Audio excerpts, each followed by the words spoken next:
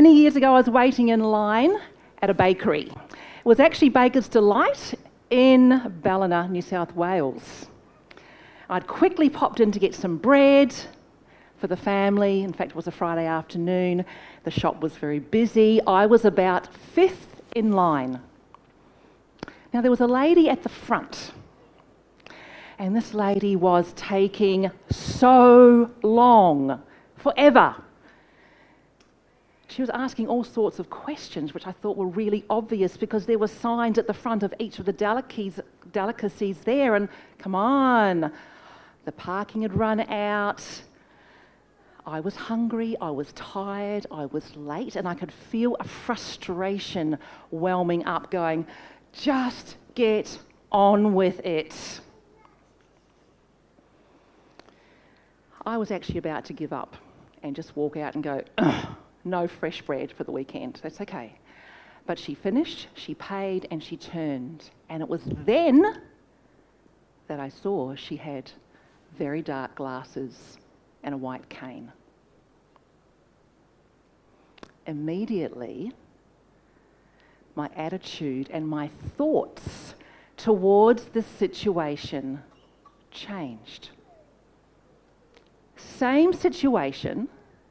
I was still late, I was still hungry, my parking meter had still run out, but my thoughts surrounding the situation were now different. Instead of being angry and frustrated, I felt ashamed of myself, and there was a compassion and an amazement that this woman was actually in the shop buying her own bread when she was obviously blind. That's what thoughts do. There is a paradigm shift of what I thought about the situation when I saw the full picture. When you change the way you look at things, the things you look at change. That goes for situations we're confronted with, that goes for people we meet, our family members, our kids, people in the community. Today we are going to take a look, another look, a new look at a very popular Bible character. Because I really want to use this Bible story to open up your mind to fresh thoughts. Fresh thoughts, deeper understanding, deeper compassion about what we often see or disapprove of within our family members, our children, or the community at large. So let's go back to Jericho. Now, Jericho was located in the Jordan Valley. Well, still is. And in Bible times, it was actually known as a city, an oasis city. It was a paradise with palm trees and rose gardens and a very delightful climate. However, this paradise was not a paradise to live in. It was ruled by the iron fist of Rome. The wealthy Roman Empire was cruel, pitiless, heartless, and hard-hearted. It was a brutal empire which was extremely wealthy because it heavily taxed the people that lived there. That was the Romans and the Jews alike. Now, the Jews naturally vehemently opposed these taxes because they didn't want to support this callous nation and the pagan gods that they supported. But the Jews were not exempt. So for a Jew to work for the Romans was not okay. In fact, to have any association with the Romans was not okay. It was considered betrayal and treachery. But here we find Zacchaeus. Zacchaeus was a Jew, and he worked for the Romans. Now, he wasn't asked to or forced to work for the Romans. He actually bought the right to work for the Romans and collect their taxes. All tax collectors were considered thugs. Immoral, disgraceful, crooked, deceitful, and they were despised. Zacchaeus not only bought the right to work for the Romans, but he was very, very good at his job. In fact, he was the CEO of all tax collectors in the area. And you became a very, very rich man if you were the CEO of tax collectors. But let's just pause the story right there. Most times, we only look at this story from a very small frame of narrative. Zacchaeus was short. He was a crook. He was a rich. He was greedy. And we don't want to see anything else outside that frame. Our first impression colours the way we see the rest. But today, let's ask why. Why would Zacchaeus want to, or feel he had to, take the job he had? What were the thoughts that led him to the decision that he made? Because he wasn't born like this, wasn't born crooked. How do you turn a newborn baby with all its promise and infinite capacities into an adult that lives a life of greed, cheating, extortion, and very little regard for others? What happened to Zacchaeus in his growing up years?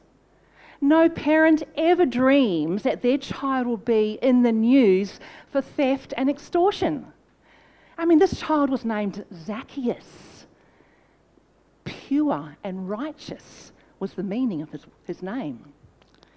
But Zacchaeus, like so many before him, and so many that live after him, lived a life of fear.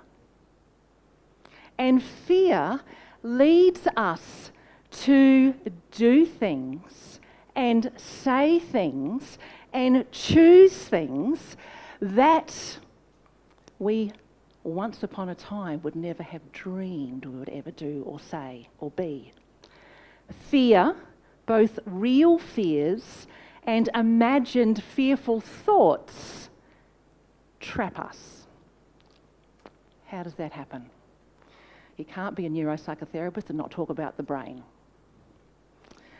Well, for a start, children do not choose their own brain development. The thoughts we begin to believe about ourselves, the things that make us scared, the activities, the sounds, the words, the people we hide from or go towards, the things we are attracted to, all of this is influenced by fear or the absence of fear in our growing up years. Sure, genetics play a big part.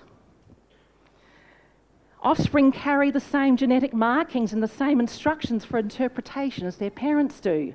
But it is more than genetics. It is called epigenetics. Epigenetics means beyond the genes. So we may inherit genes, but it is the expression, the experience and the habits, the practices that leave their marks on our DNA, affecting our biology. These marks don't change the sequence of the gene. I mean, it isn't a mutation, but they do change how the gene functions in our bodies. The way your great-grandparents and your grandparents and your parents lived has influenced the genes you carry today. The care they received, the traumas they endured, the habits they formed, what they ate, what they drank, how they managed stress, all leaves their legacy alongside DNA. For example, the age a young man starts to drink alcohol affects his DNA. If he begins drinking alcohol at about the age of 10, 11, 12 years old, when certain changes are happening in his body, he will change the genetic markings affecting his offspring. DNA research shows that his sons, will be more susceptible to obesity. Our physical and psychological health, our ability to learn and to remember, our responses to stress, our thoughts and our fears, how we approach life is all affected by epigenetics, environmental influences. So I can't help but wonder about the DNA and the epigenetics of Zacchaeus. Let's talk about child development a bit more. The brain and our bodies love routine, consistency, and predictability. And I'm sure you all know what those words mean.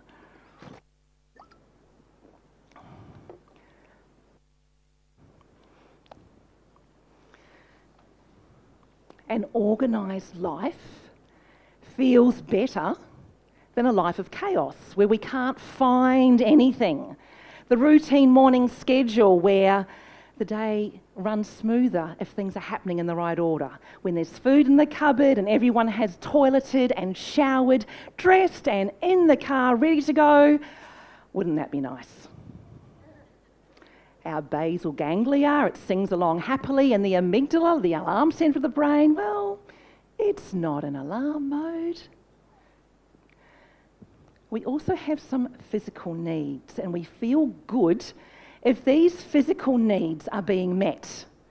If we've had a good sleep, if we've been protected with warm clothes and a nice warm sheltered house, if we have food on the table, and if we are breathing oxygen, life's good. The amygdala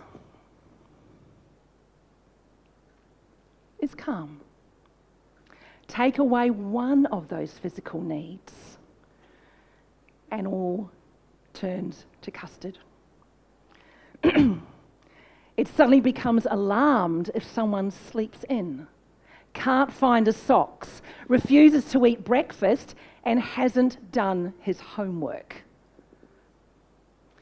The amygdala alerts the hypothalamus, who then alerts through the pituitary glands into message down onto top of the kidneys or your adrenal glands, and you get this almighty explosion of adrenaline and stuff called glucocorticoids, which are simply stress chemicals. Cortisol. We have effects in our gut, our heart races, our breathing gets shorter and shallower, we might get sweaty palms, our knees begin to knock, and we are ready to explode because we feel panicked because we have a fear, I'm going to be late. Excuse me for coughing. Here's a bit more water. Let's take a little example here. If I brought my beautiful husband Ray up here and sat him down, but I happened to bring along a plastic bag and stick it over top of his head and squeezed around his neck, he would kick me, punch me, hit me, scratch me, push me as far and hard as he could, even though I'm his dearly beloved wife, because of the fear brain that suddenly triggered into action that I need to survive. When the brain feels it needs to survive, we behave accordingly.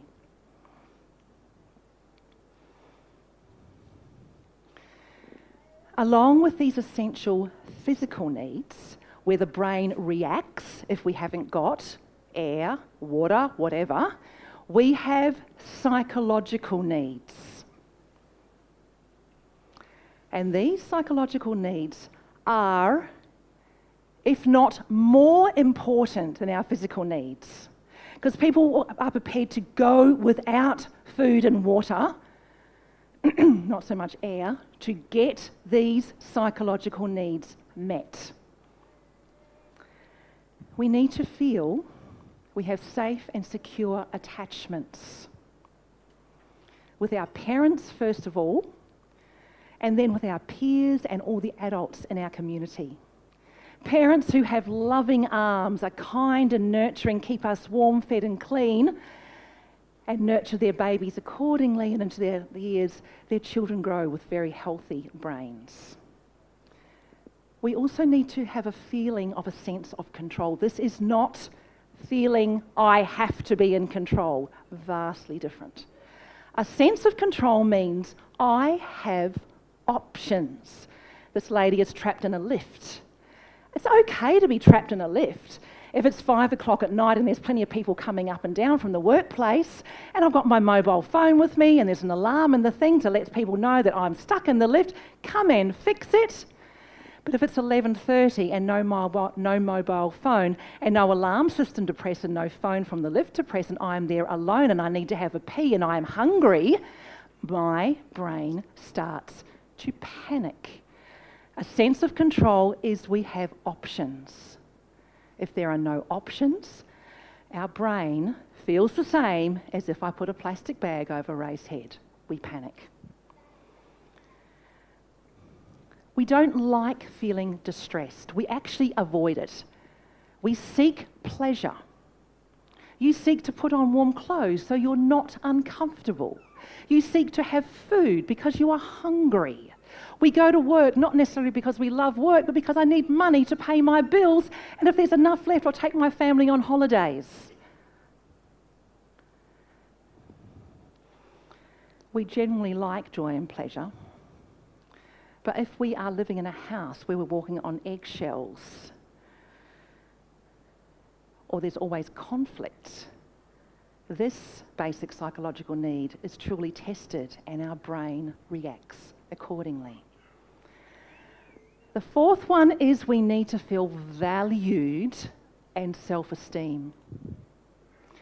We need to know we are valued and appreciated by others, and I could have no idea, but I could literally write a book on the number of people that come into my rooms in Melbourne and say, I've had enough. I love my job. The pay is good, but I'm bullied. I'm not appreciated. I'm not valued. They couldn't give a hoot if I was there or not. It's not worth it. Because no amount of money is worth being bullied. They get out. Kids like having fun.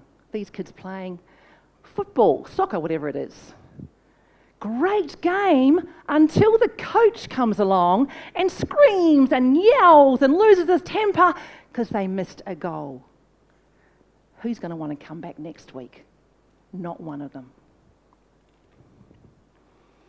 So here's the summary of our psychological needs. They form the basis of who we are and what drives us. They're deeply ingrained in our nervous system, and they start on day one of us being born, our connections with our primary caregivers. They drive our thoughts, what we say, our behaviours, and our social interactions. From babies to toddlers to children to teenagers to middle age, to the elderly, to the dying. It is the same. We have physical needs and we have psychological needs. If these needs are not met, we survive, but we fail to thrive. Children, it's supposed to be a time of fun. Childhood, it's supposed to be a time of curiosity and learning and fun. But is it for everybody? Some kids see and hear and experience more tough times than they should have to. And life is frightening if any of these occur. This is epigenetics. School might be scary. Learning might be scary. Home might be scary. Children who experience fear in what should be a safe environment the family home, experience trauma. And they are more predisposed to psychopathologies, which is mental health issues, in their teens and adult years. Children always display their emotions behaviourally. Children always display their emotions behaviourally. And if it's a family environment where there is a lot of dysfunction, whatever, behaviours can look like other things, can look like ADHD, can look like OCD, ADD, even traits of Asperger's. But often it's the brain reacting from feelings of fear, but we medicate. And then the child believes there is something wrong with them, when it could be. And this is not to discredit anyone with diagnosis, that are real diagnosis, but sometimes in our communities there are children that their behaviours seem similar. I don't know how many people I have coming into my room saying, I want a diagnosis, I want to know I've got ADHD. And then when we peel back the onion layers and get into their childhood experiences, they are still suffering from unresolved traumas. So not just where they're living, but often their school environment. These are the things that fear affects: health, learning, thought patterns, relationships, etc., etc. And I could have put 1,000 etceteras there. It's never ending. When the fear doesn't stop, blood sugar control is altered. We find we have increased insulin resistance. We have increased visceral fat deposits, which is that apple-shaped weight gain. Hypertension or high blood pressure, decreased immunity, kids are sick more often, and there's increased inflammation of cells. If the stress is daily and hourly and continuously for anyone, long-term stress means we actually break down the system that we have designed in our brains to put the brakes on stress, cortisol release. So you might see a snake, you might see a spider, it brings you fear. Oh my goodness, that was frightening. But very soon, the body goes, it's okay, it's taken away, spider's outside, not a problem. But if our stress is continuous, the brain doesn't learn how to relax because there's a continual, there's no break, there's no gap. And then it's damaged. And we living in constant fear, on edge, the body has no time to recover. And excessive stress chemicals actually causes apoptosis, which is cell death, irreversible. It affects particularly our hippocampus, which is not where memories are stored, but incredibly important for memory, new learning, and sorting out memories of what we should keep and what we can discard. Hippocampal volume is decreased. And the amygdala, which is the fight, flight, flee area, that brain area that is on all the time if you're in distress, it grows larger because it's like a muscle. The more it's used or turned on, the larger it grows. So these environments actually change the structure of our brains. When we can't stop it, we develop avoidance schemas. Schemas is just another word for patterns or behaviours that we continuously do, and they become our go-to. If I'm feeling uncomfortable, I'll just go to the bedroom. If I don't like this, I'll just go and watch TV. Our go-to behaviours. But you know what? Even though we have go-to behaviours, it's really, really, really hard to leave our inner thoughts behind. They are always there with us. Inner thoughts, they consume and they trap. Have a little read through those. We all choose things to make us feel better when we are hurting or fearful. Some eat, some shop. Others consume alcohol and drugs. Some self-harm. People become more highly sensitive, depressed. Nothing motivates. And suicide is never uncommon. Others use Netflix, social media, pornography. Some become highly spiritual, believing that if they just pray enough or know enough Bible texts, the pain will go.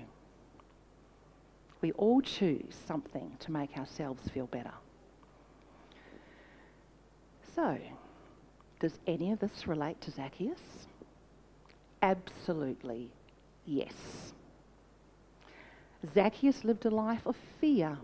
How do I know that? Because we are told in Scripture he was different from others. He was too short. We have songs written about Zacchaeus. He was a wee little man, and a wee little man was he. He climbed up into the sycamore tree and the Saviour he wanted to see.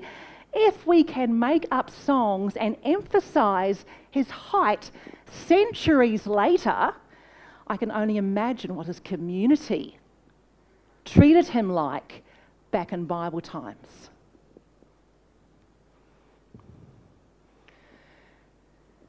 Please take note of this slide. The only way we develop our value, our self-esteem, is through language and body language. We are not born with a self-esteem. It is through others talking about us and talking to us that determines how our brain develops in relation to how we're valued.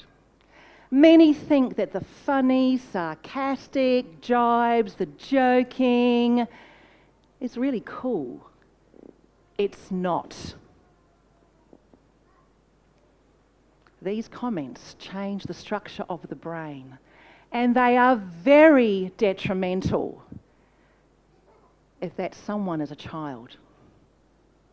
Anyone who is different seems to be targeted. Different due to looks, stature, ability, knowledge, beliefs, socio-economic status, culture, shyness, even religious beliefs. And we can't stop. We can't refresh. We can't get away from these days. Because phones and social media mean that even though if I'm in my bedroom where it should be safe, or my lounge room where it should be just with family, I've got my phone beeping with comments that say, and I don't know how many girls that come into my room saying, I got a text message to say, I wish you would die, why don't you go and suicide?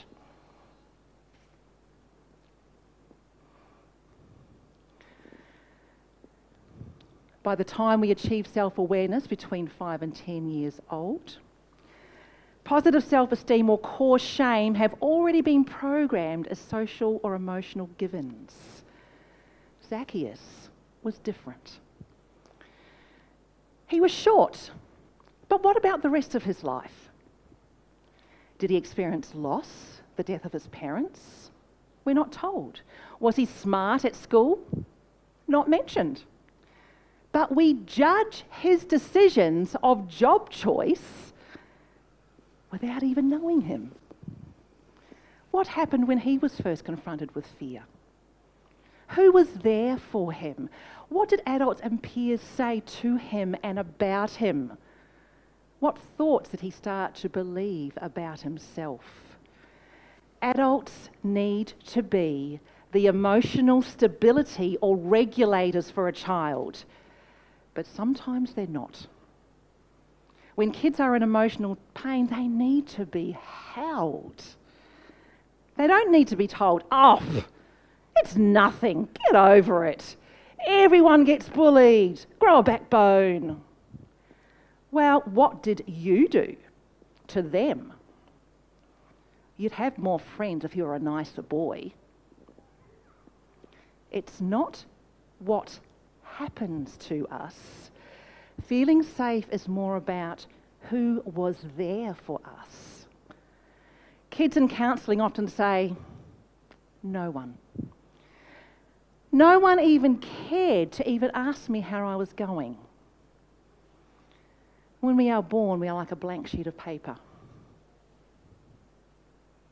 Things happen, traumas, disappointments, and it's like someone comes along and pushes holes. It makes holes through this beautiful white sheet of paper. And you know what? Holes hurt. So we want to fix those holes. We won't go there yet. So what do we do first? We try to ignore it. If I shift my thoughts somewhere else, if I go and be busy, if I make sure I look okay, because I was told once upon a time I was ugly, then I'll be okay. We ignore it. So we try to fill it. If we can't ignore it, we try and fill it. That's when we watch Netflix, TikTok, Snapchat, get busy. Don't have time. I'll just fill it. Doesn't work either. And usually we end up transferring our pain onto others. If we are not healed from our pain, if we carry unresolved traumas, it will come out as anger, frustration, annoyance, and it will become very predominant with people that we love the most. It's very possible that Zacchaeus took the taxation job, maybe to get revenge on those who had mocked him. Wouldn't be surprising, would it? But Zacchaeus ended up lonely. He was a self-hating man. He wanted nothing more than to be loved and accepted and understood. But after years of bullying comments, he was prepared to rob, to cheat, and to steal. He even gave up his religion. But he was already hated and shunned and misunderstood, so he had nothing to lose.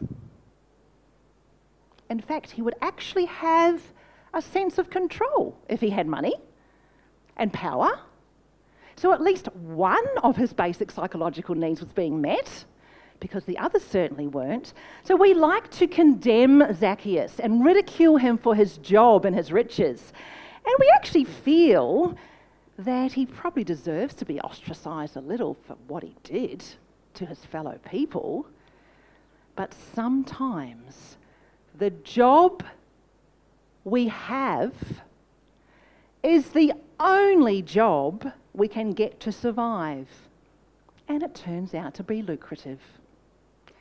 Take the prostitute. Was the prostitute born a prostitute? No. So what desperate situation, what of her psychological and physical needs were not met to make a young girl take a job where she sells herself? Be careful who we condemn. The jobs we condemn people doing, sometimes it is us who assists in putting them there. Zacchaeus' life was empty. He was not the master of his own ship, money was. But at least it gave him some enjoyment. He found value in the job he did, and power, false value, but value nonetheless, because he was known as the richest Jew in town. Stood for something. And he had a sense of control. He had options of where he lived, the house he lived in, the holidays he took, the clothes he wore. But the most fundamental and the most necessary of his psychological needs was still missing: the feeling of attachment and belonging. Enter Jesus. The fulfiller of all our needs, the saviour of our souls. Jesus walks into the town of Jericho one day. Luke 19 verse 1, he says, Jesus entered Jericho and made his way through the town, and there was a man named Zacchaeus. He was the chief tax collector in the region. He had become very rich. Did Jesus care that Zacchaeus was the chief tax collector and that he was rich? I don't think so. It's us that judge that, as the crowd did. He was seen as so unworthy. And they struggled with Jesus wanting to spend time with him. He's not deserving. He's a crook. Love is not hard. It is not difficult if we would just stop trying to determine who deserves it or not. Because what we see in somebody's life is one frame. You have seen one frame of me today. I stand before you for an hour here, an hour this afternoon, and you will judge everything about me. But you don't know me. But we like to put our own little, oh, I didn't know she's going to be that tall. Oh my goodness me, she's got a name Karen. I wonder what she's like. I'm judged because I was given a name Karen.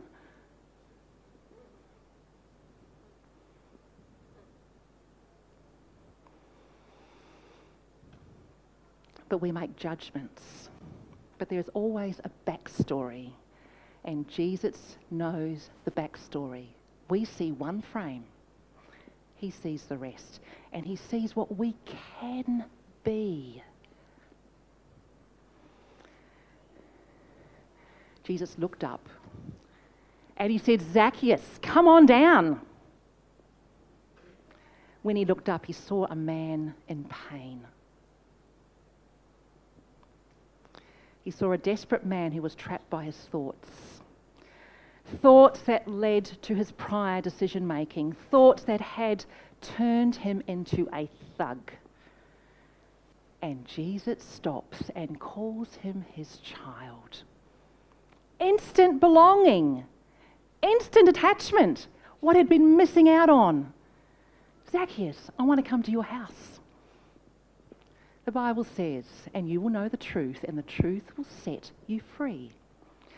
Now, we often mistake the truth to be about some doctrine we hold dearly onto, or a set of beliefs or fundamentals. No. The truth that sets you free is this. Jesus desperately wants you.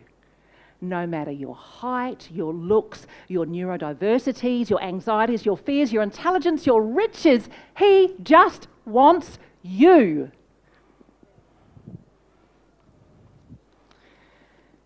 He is the supplier of all our physical needs. I will lie down and sleep in peace. I will have protection because I will dwell in the shadow of the Almighty. I will have fresh living water from a well that is eternal. I can enjoy the bread of life, not worrying about hunger again. And he breathes into me the breath of life.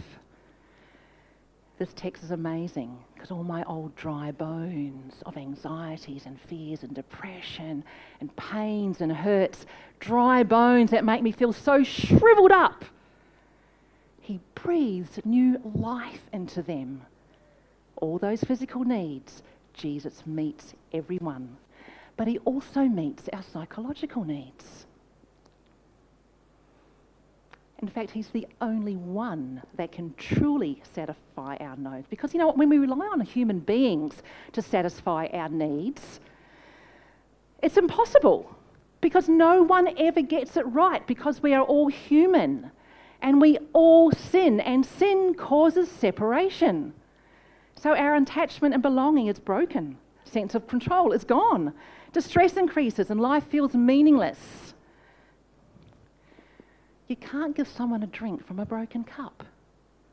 So if you're broken, it's really hard to be the sort of person that somebody needs. Because we're going to get it wrong. That's why introducing people to Jesus is really important, because he is the only supplier of physical and psychological needs. Broken people find it hard to heal broken people.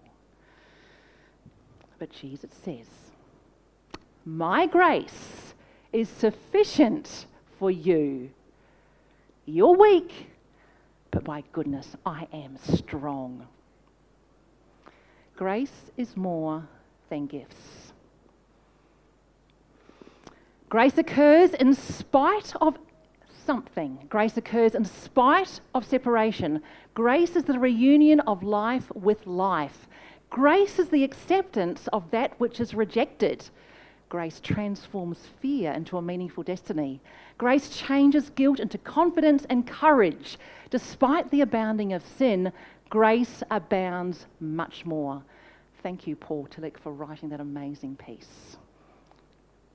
Jesus fulfills our basic needs, the black and whites of life, but he adds colour and vibrancy to even our psychological needs.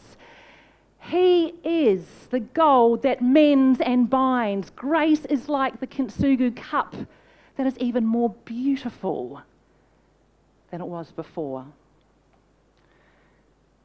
But the choice is ours. Every client of mine gets one of these, a card with a capital Y.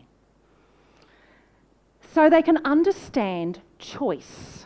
Because we all make choices. From the moment we wake up, we must decide to either get up to the alarm or ignore the alarm and go back to sleep. One of those decisions is going to help our day. The other one is probably going to harm our well-being, because if I choose to ignore the alarm, it means I will be late. The kids won't be doing the right thing. I'll be racing in the traffic. I could even have a car accident. Choice is always ours, and that circle around the centre is our choice point, where we have to decide, what am I going to do about this? Life is full of choices. What we choose to think about, what we choose to act on, and what we choose to say to others and to ourselves. Accepting Jesus or rejecting him, avoiding him or running to a sycamore tree to climb up as high as I can go because I just have to see Jesus. A choice. Let's just lower the capital Y arms. And we have the cross. Jesus understands our need for a sense of control. He understands that sense of control means I only feel safe if I have options.